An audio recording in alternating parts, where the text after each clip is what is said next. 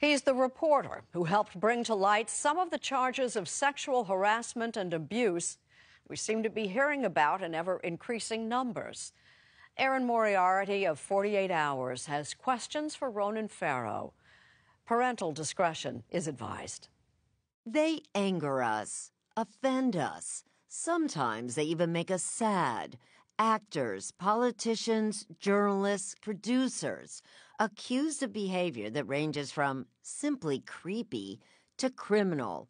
In the case of movie mogul Harvey Weinstein, the accusations go back years, but his accusers have only come forward in the past 2 months. Why now? This was the first point in history when women could look at the allegations against Bill Cosby, the allegations against Roger Ailes, the allegations against Bill O'Reilly, and see for the first time, okay, as scary as this is, there's a precedent. I can come forward and I'll be heard. But this young reporter also played a part in what many describe as a moment of reckoning. His name is Ronan Farrow. At 29, he wasn't even born when Weinstein is alleged to have begun sexually harassing and assaulting women. Yet Farrow was able to stand up to the movie producer's powerful legal and PR machine. When Harvey Weinstein threatened to sue me, it was like the scene in Harry Potter where an invitation to Hogwarts is coming in through every window and fireplace and every opening in the house. Farrow was working for NBC News when he was assigned the story. He had obtained an incriminating police recording of Harvey Weinstein with actress Umbra Gutierrez. Why yesterday you touched my breast? Oh, please, I'm sorry. Just come on. I'm used to that. Come on. Are you used to that? Yes, come in. He also had other accusers on the record.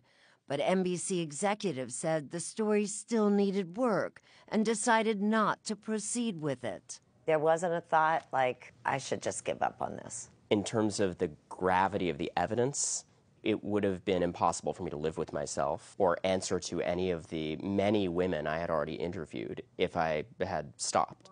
So Ronan Farrow went to the New Yorker magazine. So from the moment he walked in the doors here, you were determined to get this imprint. You're damn right. David Remnick, editor of the New Yorker, says he knew all about the claims against Weinstein. 15 years ago, one of his writers, Ken Aletta, working on a profile of the movie producer, couldn't convince accusers to go public. It was Aletta who brought Farrow to the New Yorker. And much like Aletta, Farrow had a battle on his hands. As what once was said of Ben Bradley, he exhibited the guts of a jewel thief. Not that he did any thieving. He did the work. I give him enormous credit. This is not somebody who's been doing this for 20 years. The stakes are high, whether it's to the institution of the New Yorker or to his personal reputation, to say nothing of mine.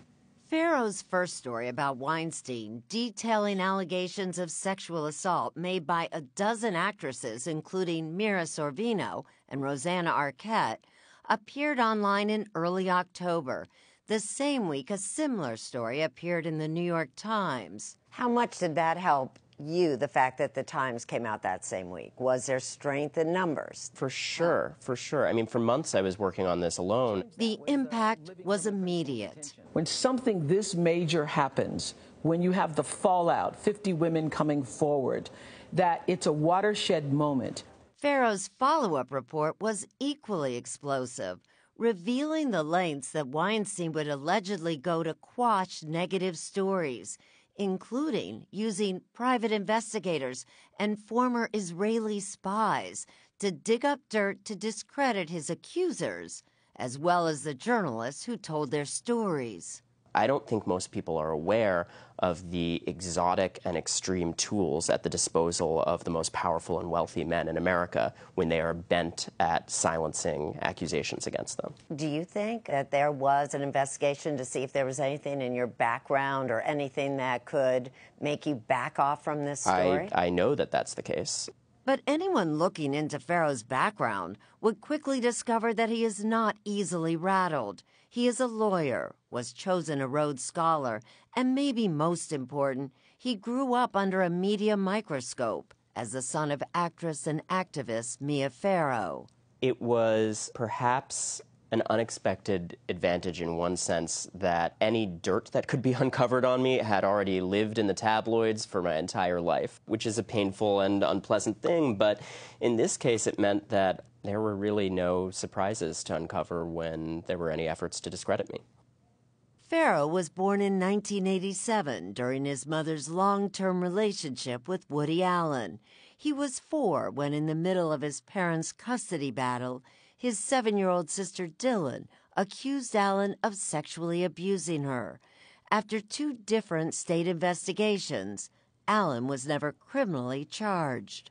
Those are painful family experiences that I've, for many years, tried to outrun and avoid. Woody Allen has always denied it, and has denied it powerfully. Has always denied it, has gone very directly after any woman proximate to it.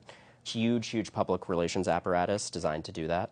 In 2014, Farrow's sister, then an adult, decided to repeat her accusation against her father publicly. And you tried to talk her out of it. I tried to talk her out of it, vigorously, saying, stay quiet. You've already lived through this trauma. Why bring it up again? Why hurt your career? Why hurt the rest of our careers? Why did she decide to go forward? You know, the logic that she articulated to me had a lot in common with the logic raised by women speaking out against Harvey Weinstein. She wanted to make sure that other women were protected. In a statement to CBS News, a representative for Woody Allen said the sexual abuse allegations have been investigated thoroughly and repeatedly and have consistently been found to lack any basis in fact. But Ronan Farrow says he now believes his sister did the right thing by speaking out. And as he interviewed women making accusations against Weinstein, he says Dylan was on his mind. She made a very brave choice to go public because she thought it could help others. And that is the same choice that each and every one of these women accusing Harvey Weinstein had to make. This was all downside for these women coming forward. There was nothing to gain and everything to lose. But while some women say they were too terrified to speak about Harvey Weinstein, others simply couldn't.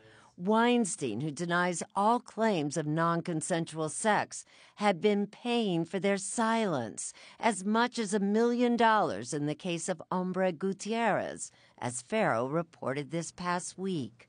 The non-disclosure agreements, what part did those play? Over 20 years, he signed secret settlement after secret settlement, binding women to silence.